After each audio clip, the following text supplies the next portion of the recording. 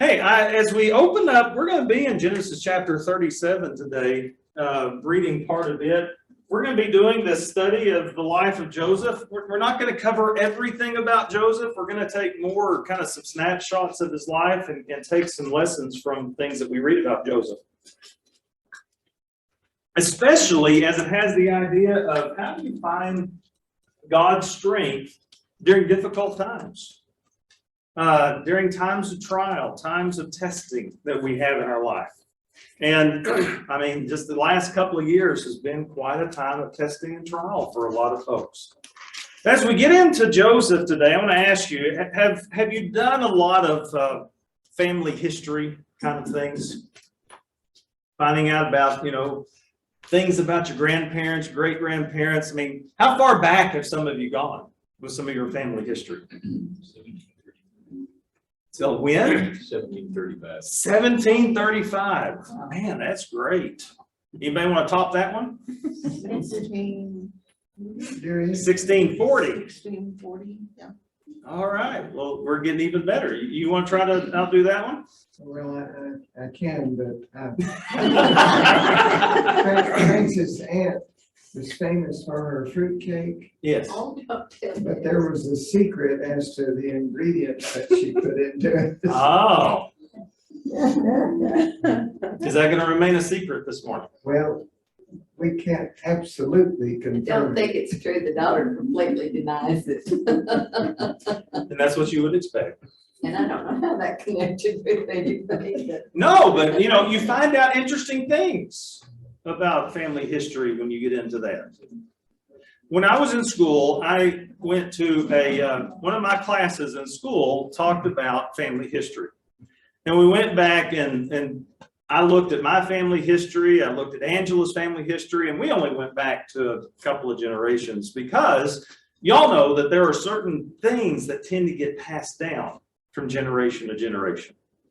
In fact, certain behaviors, certain attitudes. When was the first time that something came out of your mouth and you thought you heard your dad or your mom talking? Or maybe a grandparent was talking. I know he was the instructor that I had. He told me about a family that he knew. He was working with a man who's a preacher in a particular church that he knew about. And he was really bothered because his son was becoming an alcoholic. And so as he's visiting with this preacher about his son and what he could do to help him, well, they started talking about their family history some. And it just so happened that this man's father, the preacher's father, had been an alcoholic. Well, they got to talking some more, and they found out that this man's father's father had been a preacher. Okay, so now we got the son is an alcoholic. This man is a preacher. His dad had been an alcoholic. His grandfather had been a preacher. They went back another generation. Would you like to guess what he was? He was an alcoholic. And I think they actually went back one more generation and found out that that man had been a preacher. So there are a lot of family patterns that tend to get passed down from generation to generation. Sometimes they skip generations and we get influenced by even generations that we may not be aware of and how they affect us. When we get to the life of Joseph, I want us to look today a little bit at this family that he was a part of. Now, I don't know if you can see that very well. Maybe we can kind of, no, that's as far up as we're going to be able to get on that. But y'all remember quite a bit about Joseph's family, what kind of background he had. What do you remember about Joseph's family? What kind of heritage did he receive from his family? Because really, when you look at Joseph's family, he had a few very positive things that were going for him when it came to family history. He had a few negative things, just like a lot of us as well. So let's start with some positive things. What do you remember about Joseph's family that was very positive, something that contributed well and positively to Joseph? Faith. Faith. It's a strong family of faith, aren't they? I mean, for generations following, and we still talk about it today. I mean, he was in that family where they served the God of Abraham, Isaac, and Jacob. And so he had a strong heritage of faith that was passed on to him. What other positive things did he have going for him? He was his father's favorite. He's his father's favorite. He had some things that benefited him that way because of the what Jacob gave him. What else do you know that's positive about Joseph's family? What he received from him. You're starting to run out of the list, aren't you? I mean, they were the family of promise, weren't they? It was a promise that was given to his great-grandfather Abraham, passed on to his grandfather Isaac, passed on to his dad Jacob, this great promise that through this family, God would bless all people. And so, growing up, he heard stories about how God appeared to Abraham, how God brought him to this land of Canaan, and said, this land is going to belong to your family someday. He heard the stories about the special birth of Isaac and the promises that God passed on to Isaac. That he heard the stories about how Isaac had these two boys, Jacob and Esau, and how that promise went on to Jacob. He must have heard the stories about Jacob and how he saw this vision of this ladder ascending up into heaven with angels going up and down it. What a wonderful heritage of faith Joseph had. Now, looking at this family, what are some of the negative things that have been passed on to him? I mean, let's start back here with his great-granddad and his great-grandmother. What do we know about this part of the family? They're a little deceitful, Abraham was at times. Abraham had a few problems, didn't he? In fact, of all the things that we read about Abraham, I think there's about 11 events that are recorded from Abraham's life. 6 of those are illustrations of a lack of faith, while 5 of them are an illustration of great faith. And yet, he is the father of faith, isn't he? But yeah, there's quite a bit of deceit that's going on there, a lot of problems that went along there. What else do we know about, especially Hagar and Sarah? They got along really well, didn't they? Absolutely. He heard the stories about the adversarial relationship, the jealousy, the rivalry that went on between Hagar and Sarah.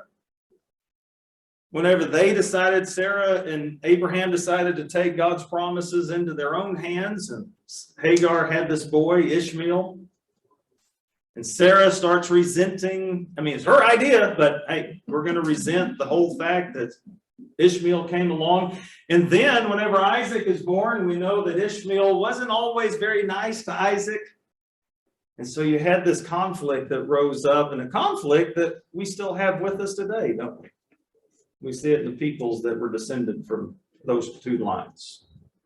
So, yeah, he had that in his family background that kind of went back against him. Well, let's kind of move ahead a little bit. Let's go up to Esau and Jacob.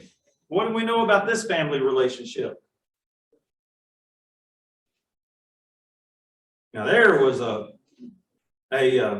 one to set up on a mantle somewhere and everybody admire, huh?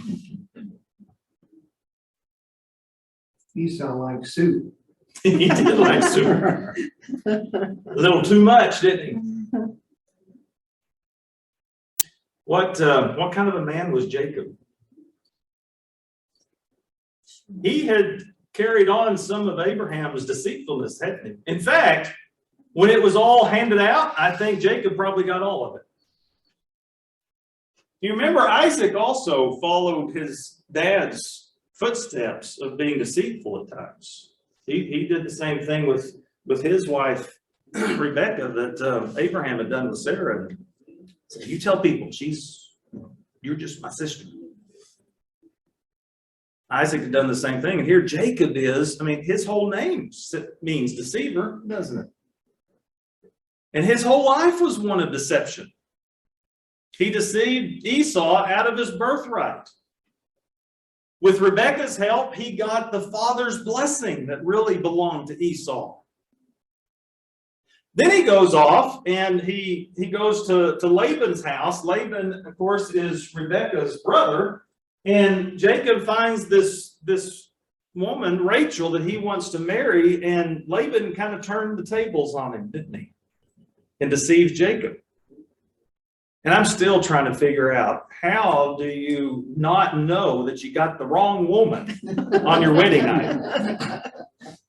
And somebody told me Wednesday night, says, well, it was dark. Must not have been a moon out that night. We're wearing masks. They were They all understand that. in the middle of a pandemic, weren't they? Yeah. And of course, Jacob turned the tables back on Laban, didn't he? He got a lot of his flocks and herds from the fact that he deceived Laban into getting a large portion of those. Remember the speckled sheep and the spotted sheep and the ones with streaks on them. And then he runs off and without telling Laban that they're going to go back to Canaan. I mean, this is quite a family, isn't it? And then you kind of move forward a little bit. What about this group? You got Leah and Rachel. And then you've got their maidservants, Zilpah and Bilhah. What kind of family relationship is here in Joseph's immediate family?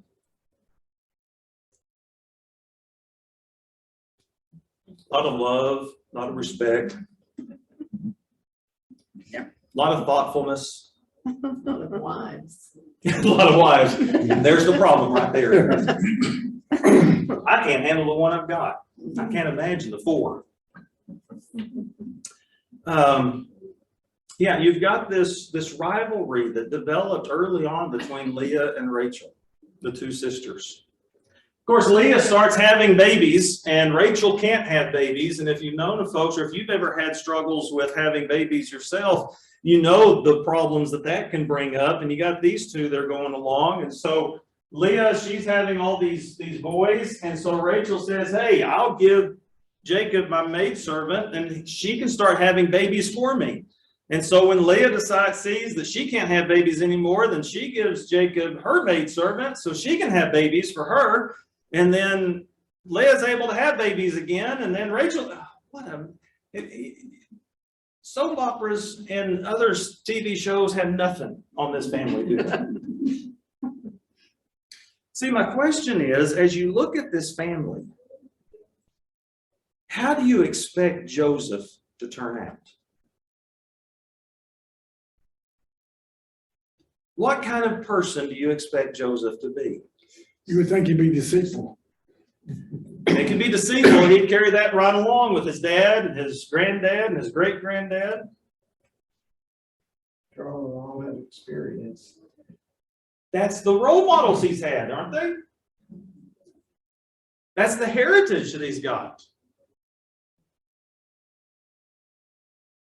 You look at the other boys, Reuben and Simeon and Levi and Judah and Issachar and Zebulun and Gad and Asher and Dan and Naphtali. Almost sounds like 7 brides for 7 brothers, doesn't it? What kind of boys were they? You remember how the Bible describes them? They were always in some sort of trouble, weren't they? They were always attacking other folks. They were always deceiving other folks. You had Judah and his situation with his sons who died because of their wickedness. And so, and you got the situation with his daughter-in-law, Tamar. And I mean, if you don't remember the stories, go back and read the stories in Genesis because they are ugly stories. You've got, Simeon and who was it? Help me out here. Simeon and Judah, was it? Or was it Levi? Who had the men of Shechem who dishonored their sister Dinah, and so they go in and they attack those folks. I mean, it's a mess. And Joseph shows up in this family. what kind of a family do you expect him to have? And what kind of a person do you expect him to become? So let's go to Genesis chapter 37, and let's read about this family. Starting in verse 1, it says, Jacob lived in the land where his father had stayed, the land of Canaan. And this is the account of Jacob's family line. Joseph, a young man of 17, was tending the flocks with his brothers, the sons of Bilhah and the sons of Zilpah, his father's wives, and he brought their father a bad report about them. Now Israel loved Joseph more than any of his other sons because he had been born to him in his old age. And he made an ornate robe for him. When his brothers saw that their father loved him more than any of them, they hated him and could not speak a kind word to him. Joseph had a dream, and when he told it to his brothers, they hated him all the more. He said to them, listen to this dream I had. We were binding sheaves of grain out in the field when suddenly my sheaf rose and stood upright, while your sheaves gathered around mine and bowed down to it. His brothers said to him, do you intend to reign over us? Will you actually rule us? And they hated him all the more because of his dream and what he had said. Then he had another dream, and he told it to his brothers. Listen, he said, I had another dream, and this time the sun and moon and 11 stars were bowing down to me. And when he told his father as well as his brothers, his father rebuked him and said, what is this dream you've had? Will your mother and I and your brothers actually come and bow down to the ground before you? His brothers were jealous of him, but his father kept the matter in mind. You may consider your family a dysfunctional family. Yeah, here we are. Yeah. Do you fib about other things too? Yeah, I guess all families kind of have some dysfunction to them of some manner. I mean, we're human, and that's just kind of what happens. Talk about a dysfunctional family. And they got it pretty naturally, didn't they? Let's talk about these three in particular. We got Jacob, we got Joseph's brothers, and then we got Joseph himself. What about Jacob? What kind of a dad was Jacob? Well, he showed favoritism, which is not always good.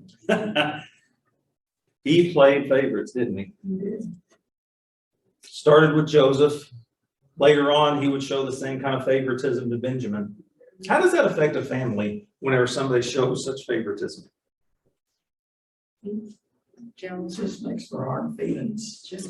Yeah. And that's what Jacob stirred up in his own family, didn't he? He made this wonderful robe for Joseph. An ornate robe, the Bible says. We always heard about it in Bible class as the coat of many colors.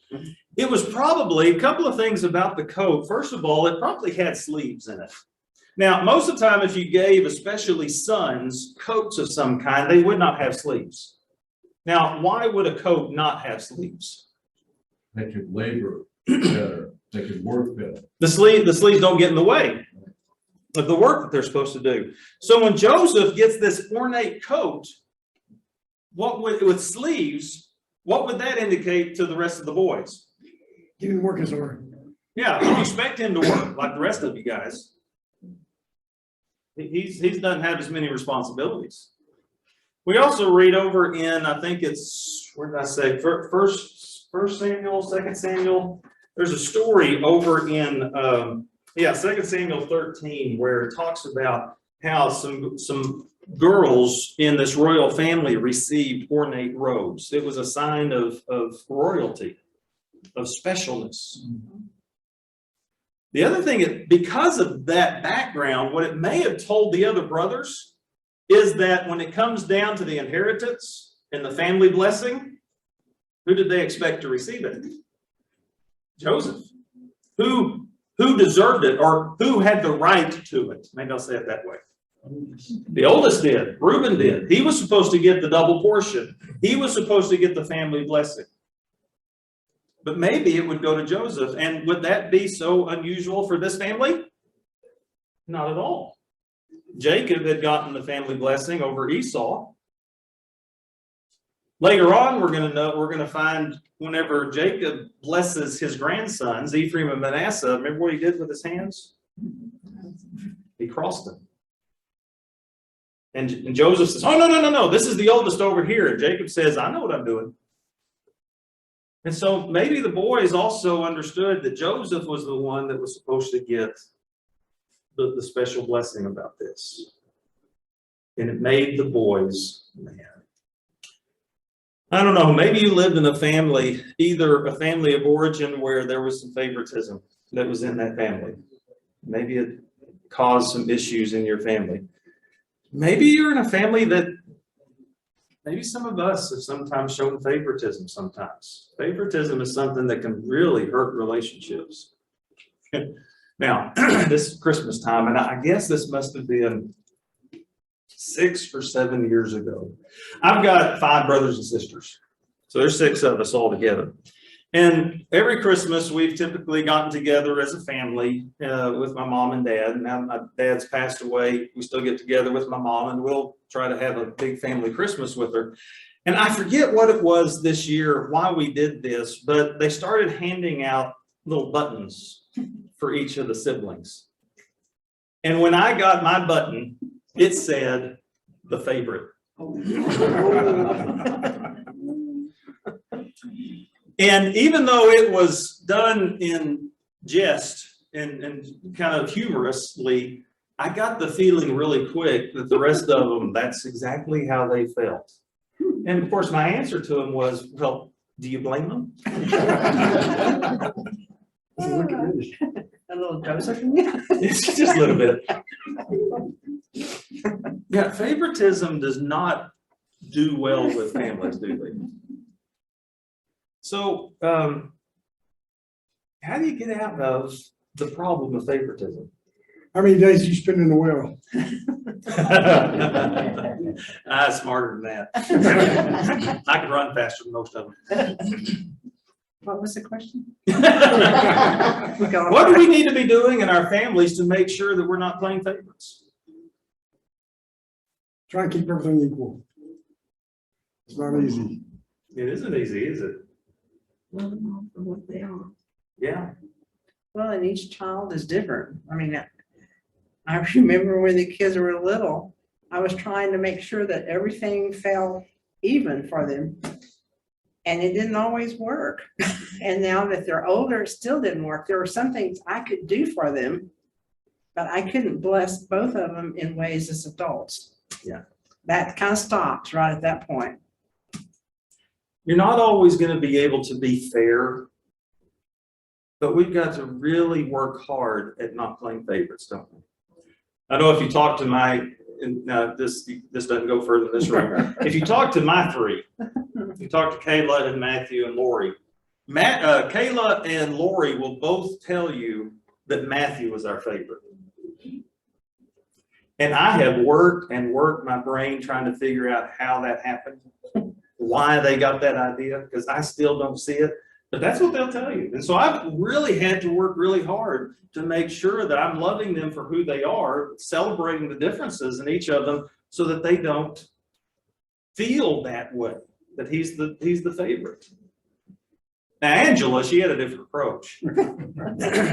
She would, whenever they would start that, she said, well, don't you understand? I can only have one favorite at a time. And right now it's his turn. And sometimes it'd be Kayla's turn. Sometimes it'd be Lori's turn. It works with our grandkids too, doesn't it?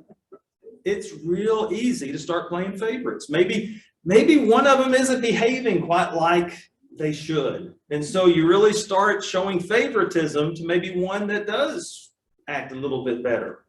Maybe the others will get the idea and maybe they'll straighten up their ways, but that rarely works that way, does it?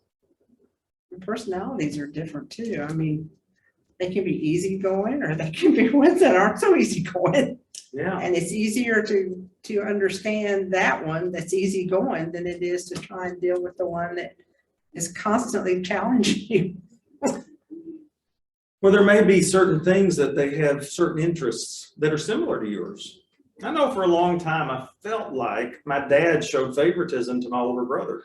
He was the athlete in the family. I was never athletic, but he was the one that loved football. He loved baseball. He loved all the sports.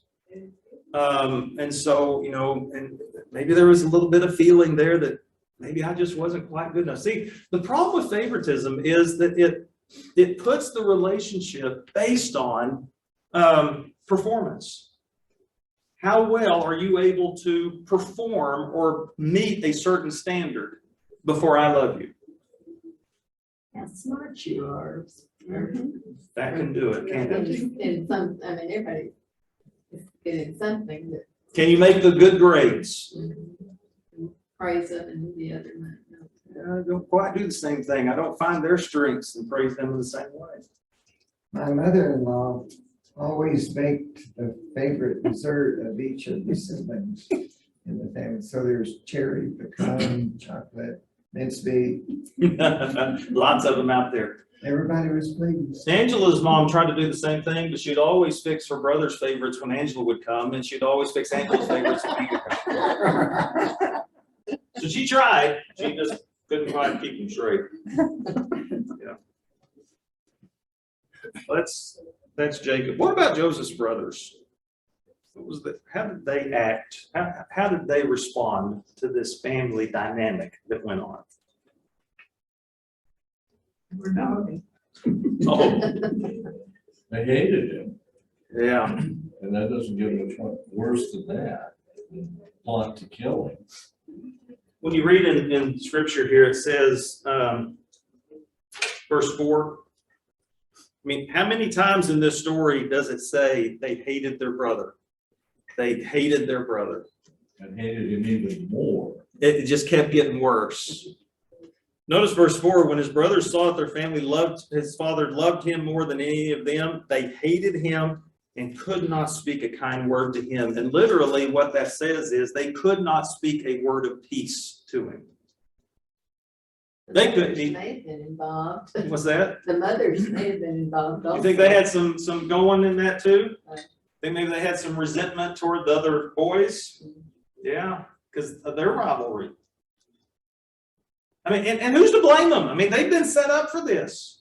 Between Jacob's favoritism, perhaps their mother's behavior toward them, who's to blame them for resenting like this? But it was a resentment that just ate on them and ate on them and ate on them. I mean, if you're in a family and you've kind of felt like, well, I wasn't the favorite, I wasn't treated fairly, I wasn't, and I'm the one on the short end of that. Do I harbor that resentment?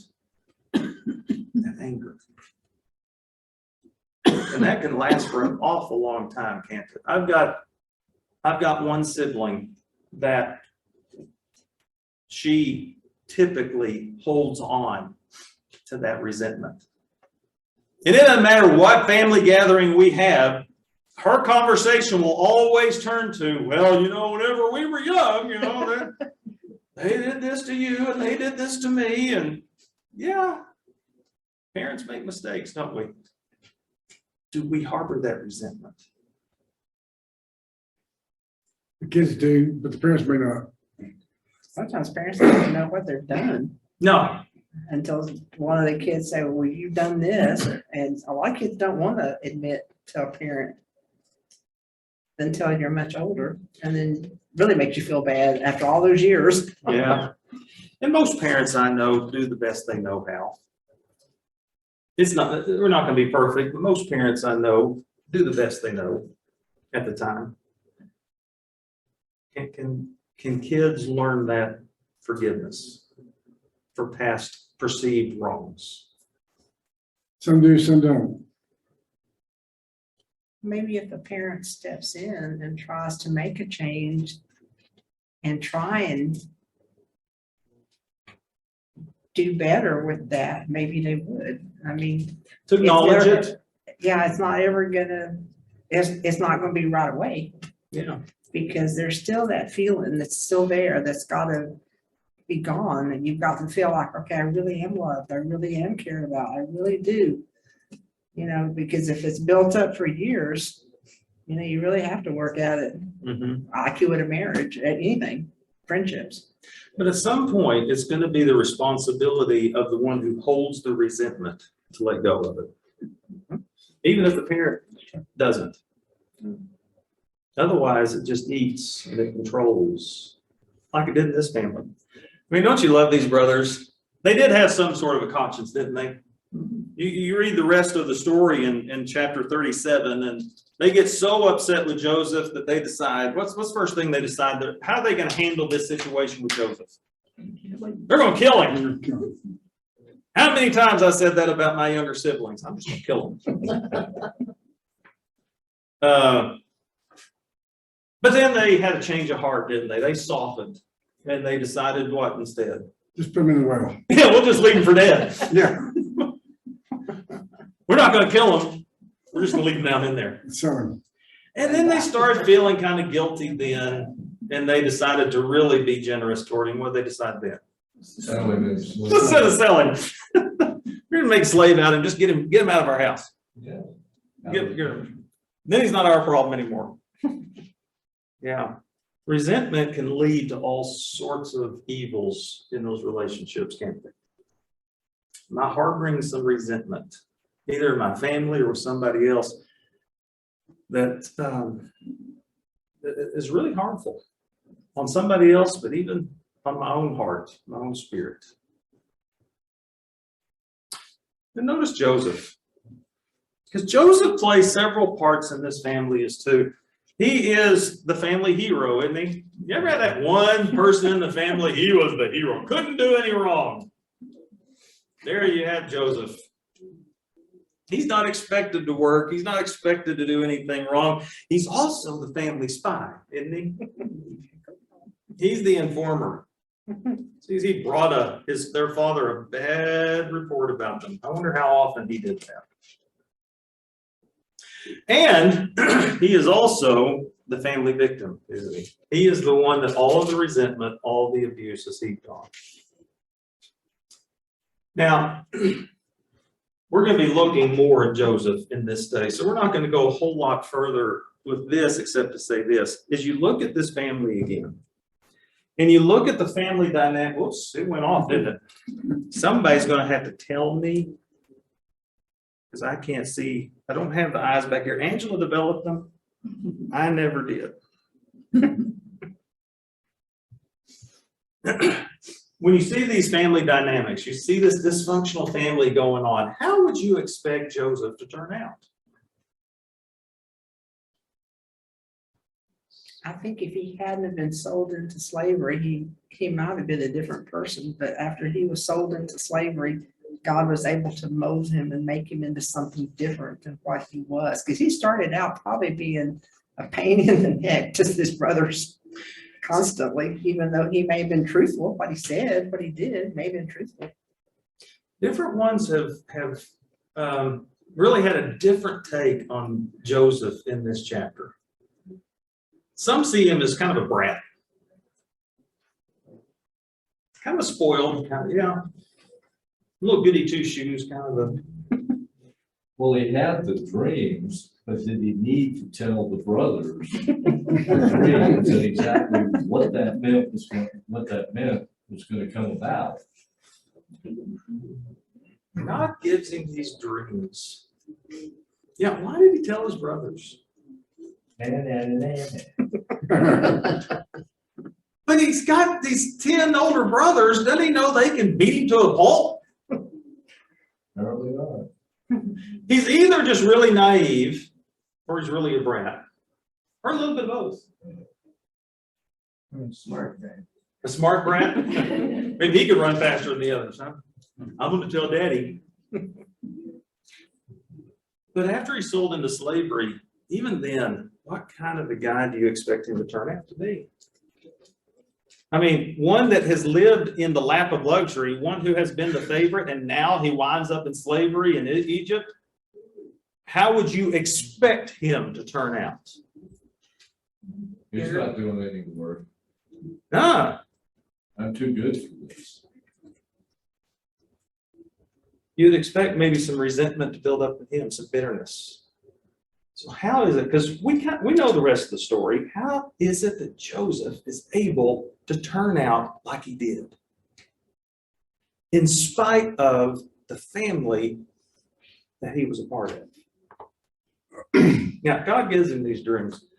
Why did God give him these dreams at this point, at this time? Why do you think God gave him the dreams? Preparing for the future. Oh. See, there was something very important about dreams during that time. Especially during the age of the patriarchs, then even following from there, dreams were God's way of giving divine revelation to his people, to give them messages that they needed to hear. And here's Joseph, and at this particular point in time, he needed a message of hope, a message of promise. Because God knew that something significant was about to happen to Joseph, and he needed something to hold on to. Maybe that's what helped Joseph become the person that he was.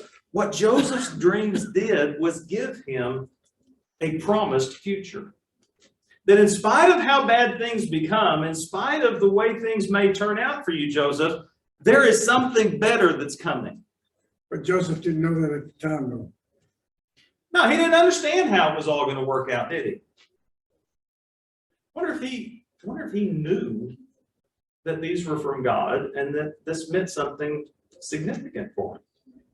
Well, his brothers knew. They suspected what those dreams meant. Jacob even kind of had some ideas. You see how it kind of worked out at the end. In verse 11, his brothers were jealous of him. But his father kept the matters in mind. Kind of sounds a lot like Mary whenever she had Jesus growing up in her house. It says she pondered these, she treasured these things in her heart. Jacob kind of pondered on this stuff. What did these dreams mean? What was the significance of it? See, if we're going to grow beyond whatever it is that we've had in our families, to be able to move beyond any resentment that maybe we've harbored, to move beyond any kind of showing of favoritism, either ones that we have done or maybe done to us or to someone else. What's going to get us through that? Well, we've also got to remember God's promises, don't we? Joseph, more than any other character in Scripture, I think, is an illustration of this promise from God. Paul records it in Romans 8:28. We know that in all things God works for the good of those who love him, who have been called according to his purpose. Now, does that mean we always know how it's going to work out? Very rarely, huh? We may actually never know until heaven. There's a lot of things that are in God's hands that we don't have the answers for. Or why? How come? Yeah. What was the promise to Abraham? What does Hebrews 11 say about him? He died without ever really having those promises in his hands. But that promise applied to him as well. And he depended on that promise.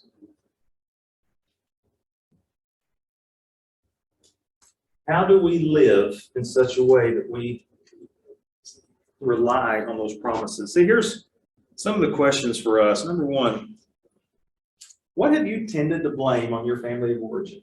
And it just kind of stayed with you. Haven't been able to let it go. Because in many ways, that really hinders our maturity in Christ, doesn't it? We hold on to wrongs that were done to us. We hold on to resentment that we feel that was some unfairness or some things that were taking place, and we just say, I can't let it go. I can't leave the past behind. But isn't that what we're called to do? That's what Joseph had to do. Now we're going to notice how Joseph does that. We're going to notice how Joseph was blessed because he was able to do this. Can we do that in our own lives? To be able to leave those perceived injustices, and maybe they were real, maybe they were just things that we imagined. That's not the point here. The point is, how do we move past those? Because it's extremely important that we do if we're going to keep growing in Christ. You have to forgive. I wonder how hard that was for Joseph to finally do. Had to be. But he was consistent. What do you mean? God uses trials, if you will, misfortune, for his purpose. But Joseph accepted each one, Mhm. and then he accepted the blessing. He never failed to see that and to understand God was with him and God was going to bless him and God was going to keep his promises. And as we look at the life of Joseph, it would be so natural and so, no one would blame him for just giving up on God entirely, would it? But he never would. I would dare say most of us have not experienced the same things Joseph had. What behavior or attitude do I need to own? See, part of leaving those things behind, being able to forgive, being able to move forward, is to take those things that I've been blaming on somebody else. I'm this way because of this person. I have suffered whatever because of this person. And to take whatever attitudes, whatever behaviors that have been a part of my life that I've been blaming on somebody else and own them for myself, take responsibility for them. I know that this situation in my life may have contributed to this. This may have helped form me to be this way. This may have been one of the reasons why I've done what I've done. But at some point, I've got to take responsibility for that and say, is this the way I'm going to be? Or am I going to move on beyond this?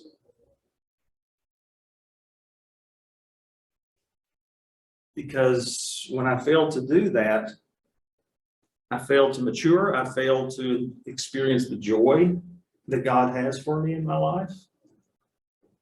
I failed to be able to experience the relationships that He wants me to have in my life.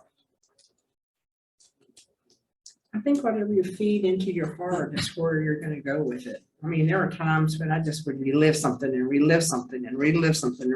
And then I got to thinking, why do I want to do that? I don't like the way it makes me feel. I don't like to keep repeating it over and over again, thinking this is, like you said, at some point you got to just say, this isn't what I want in my life. I have got to change it. I've got to think positive and maybe see how God uses the situation to make things. I'm not saying everything that happens to us is God's purpose or God's will, but He can work in it and work through it to where He can use it. I've got to be able to surrender this to God and allow Him to do His work in my heart, to do His work in my life. Because as long as I hold on to some of those things, it's like that barrier that prevents God from working. God, you can touch a lot of other things in my life, but this one I'm going to hold to myself. Do you think we can forgive on our own? Just by saying, I want to forgive? Do you really think we can do that without God's? And it depends on what the problem is. I mean, there are some things you can forgive easily. There are other things that are deep rooted. And then we need help. Yeah, without the heart of God, without the mind of Christ in us, Then you don't get it. it's impossible, isn't it? Yeah. You can forgive, but you don't necessarily forget. Yeah, I always kind of carry that along. It's in the human nature to remember. I forgive you, but I'm not going to act that way. Ruth? Forgiveness can be an act.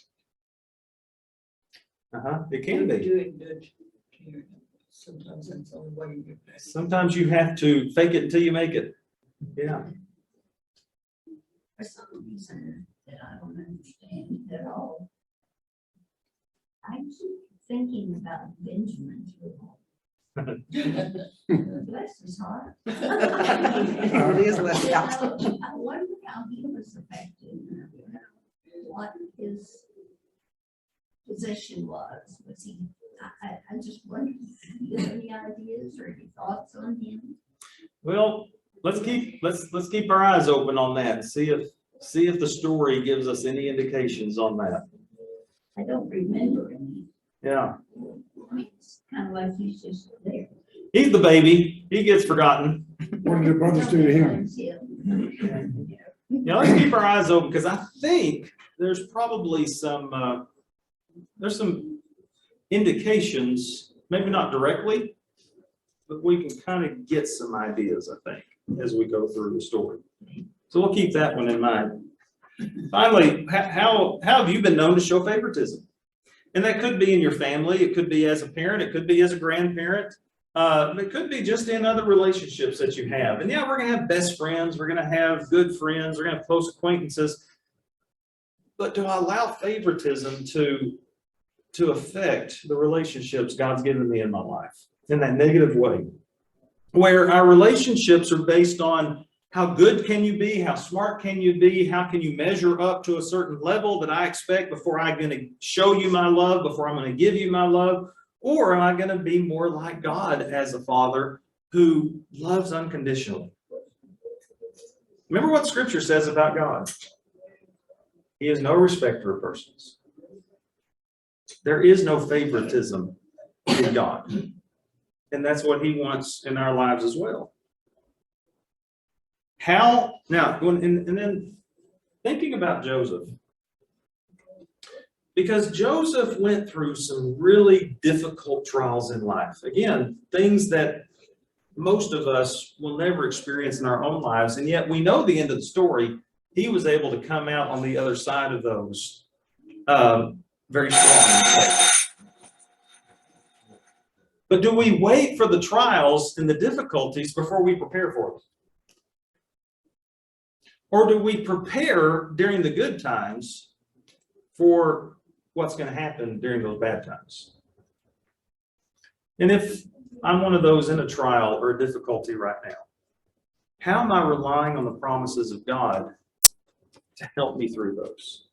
Or have I turned my back on God's promises? Have I turned a blind eye to them or a deaf ear to them so that I'm allowing those trials to get the better of me rather than allowing it to draw me closer to God?